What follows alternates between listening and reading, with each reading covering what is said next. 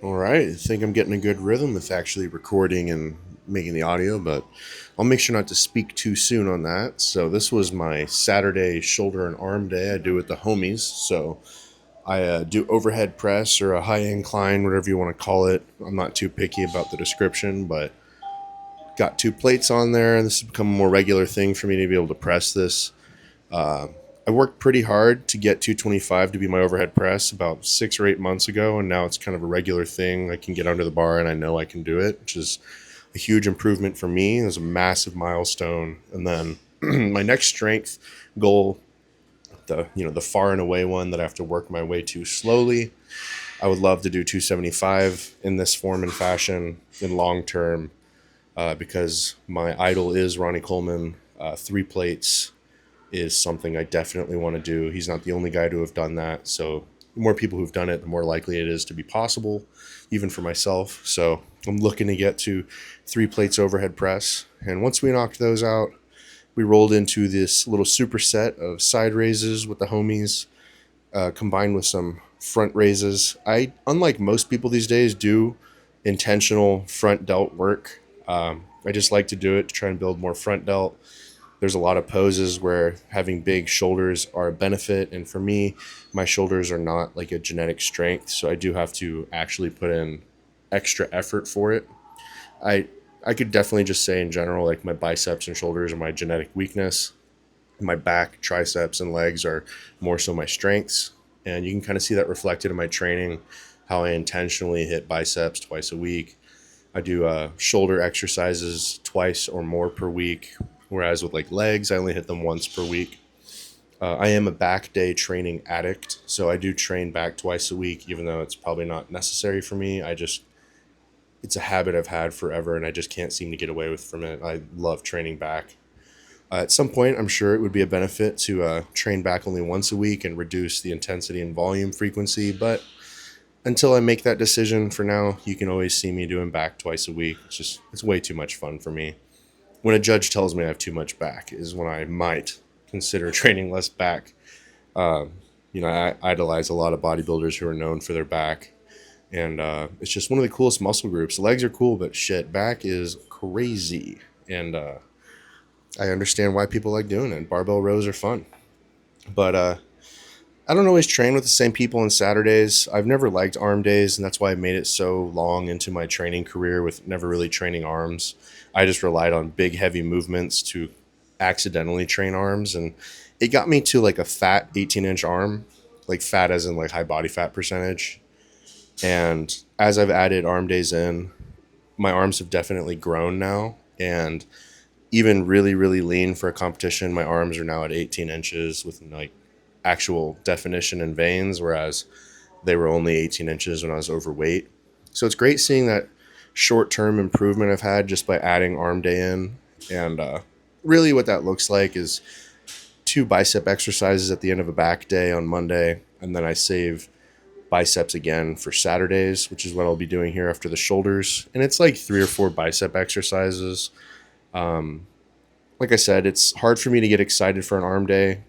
So I always have friends around invited, where clients come train with me on Saturdays, just to kind of remind them like what it looks like to train hard in the sessions that they have one on one. That's one thing, but to like come train with me in a group, there's a totally different energy about it, and a lot of them really enjoy that. So it's good to have a group of people around you to motivate you, especially when Saturday is like my last training day of the week. I'm usually dragging ass during prep, and having people to feed off of is definitely a big win for me. And there's three or four other guys that might roll in throughout my training sessions on Saturdays. Just depends on if one of their kids have a game that day and they need to be gone, or someone's out fishing or hunting. It's always different. So it's cool to get a mix. The most consistent one you'll see is my boy Andrew in the pink shirt there. He's been a regular client for me for the last year, and he's been an absolute badass. His goal is to bench a heavy weight, so we've been working on that. And not going too crazy on any sort of diet, but the guy has built some crazy shoulders. He's got a sleeper build, but when we take his update photos, you can just see his shoulders just keep getting bigger, and I'm honestly jealous. It's crazy how good they look. And then the guy in the blue shorts, black long sleeve, he's another homie of mine. it's been fun working with him, just trying to show him the ropes on certain things that I like to do. He was already a good training partner, but just giving him a little bit of direction has allowed him to definitely make some improvements. And we've got some big transformation goals for him coming up. We're going to try and get him under 200 pounds, probably about 195. He's 5'11", 6 foot. So trying to get him down to like 195 and maintain a lean physique while still benching heavy. That's kind of his goal. Like a good beach body physique year round, easy to maintain. Nothing too crazy with the diet in order to get there. You know what I mean? So it's really fun being around a lot of like-minded individuals and just seeing what they do and what gets them where they're at. And, it's just been a lot of fun. This rear delt exercise, I rotate this one and reverse dumbbell fly just depending on how I feel that day. And this is definitely a favorite, but as you can see, I'm getting pretty dang strong at this. I'm not even in an off-season mode. Luckily, I own a gym pin, so I will be able to add weight to this stack, but honestly, I don't know why there isn't like a free weight version of a reverse pec deck. Luckily, I have that friend of mine who's a engineer, welder, designer, fabricator. So we've designed a couple pieces of equipment in AutoCAD and used my physics background to make sure that the equipment makes sense anatomically and physics wise. You don't want certain exercises to be heavy on the muscle in certain positions. Even though they say in science it's good to have a lot of weight in the lengthened position for the muscle, that's also where the most injuries occur. So that's why you see the prime machines, they have the ability to change where the strength curve is on an exercise by loading the weight in different positions. And that's pretty cool. And that's also why you see on machines, they have that kidney shaped cam that the cable rolls over. That's to change how much force is required to move the weight at different points in the range of motion. It makes the exercise safer. But I would like to have a free weight loaded reverse pec deck. It just looks cool when you load plates on stuff, and it would allow me to put more weight on than the machine would allow. It's just sketchy with cables. You don't really know what the tensile strength is. And when you start putting on gym pins, you're voiding warranties on equipment. And as a gym owner, it's probably not a good example for me to be loading up my own equipment and breaking it. I used to do it at another gym, and when I started loading weight on their stacks, they started telling people to not do that. They used me as an example. So be careful what gyms you're working out at. You don't want to damage their equipment. You don't want to use it in a way that you're technically not allowed to. But here you see my giant set. It's one of my favorite giant sets for triceps. I start with bodyweight dips. I use that to pre-fatigue because I'm almost too strong for the cables on most tricep exercises. So I pre-fatigue, that way I don't need as much weight, and I roll straight into a close grip tricep pushdown. I like the close grip tricep pushdown. It lets me feel the long head of my tricep more. I usually always feel my outer head moving the weight, and that's why I think I lack the mass on the inside of my tricep, where on the front double bicep, that part of the tricep is what hangs. It makes your arm look really huge. So I'm trying to find direct arm work movements that engage that part of my tricep, and I can feel the burn there, so I know I'm working it adequately. And then I've absolutely fallen in love with dumbbell bicep curls. Like I said, I used to not train arms, so I have been trying to figure out which bicep exercises I feel the most. I really don't like preacher curls. I feel them all in my forearms, the way the movement is.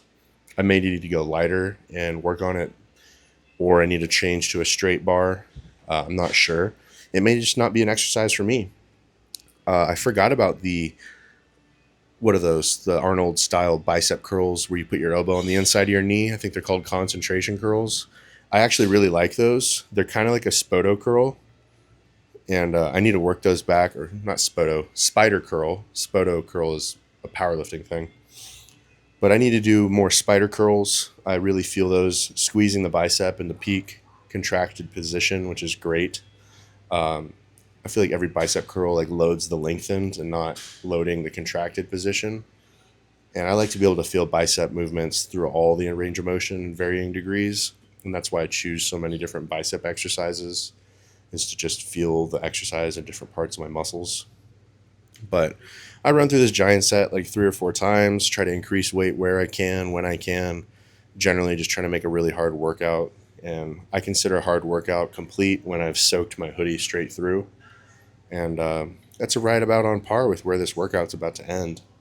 But we're rolling into the 6 week out mark for the Tampa competition, and so far things are pretty good. I did sign up for an eating competition, which is just a bunch of steak, so I wouldn't really say it violates the bodybuilding diet protocol, but it'll be a nice little refeed day because it's the day coincidentally before my leg day. It's on a Wednesday, so be looking out for that video.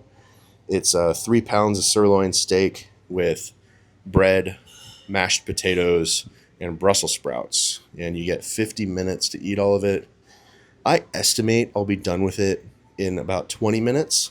So I'll record it. I might do a time lapse, or I might just record it like normal and then use my editing app to speed it up like to 10 times speed or something.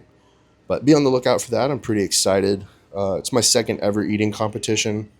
I did a 5 pound burger challenge a couple years ago and absolutely demolished it. So, and not not new to it. And I've learned a lot of things through competitive eating that have implemented themselves well into bodybuilding. Because eating a large volume of food is a skill, definitely. And competitive eaters have made a skill and a sport out of it. And one of the tricks are to drink a lot of water prior to eating a meal, not after a meal where it'll bloat you, but drink a lot of water prior to your meal by about 15 minutes. And the large volume of water will stretch your stomach and prepare it for a large volume of food after. And doing it 15 minutes early will prime your digestive system, and then the water, of course, will get out of the way. It'll leave your stomach, it'll empty and leave room for food.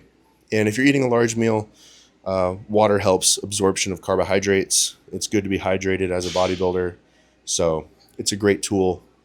And then competitive eating is all about eating quickly and chewing thoroughly so you don't choke on your food. So things that are also a great skill for bodybuilding. So if you guys haven't learned into that, you can look up a couple competitive eaters and learn some tricks and tips from those guys as they do it for themselves.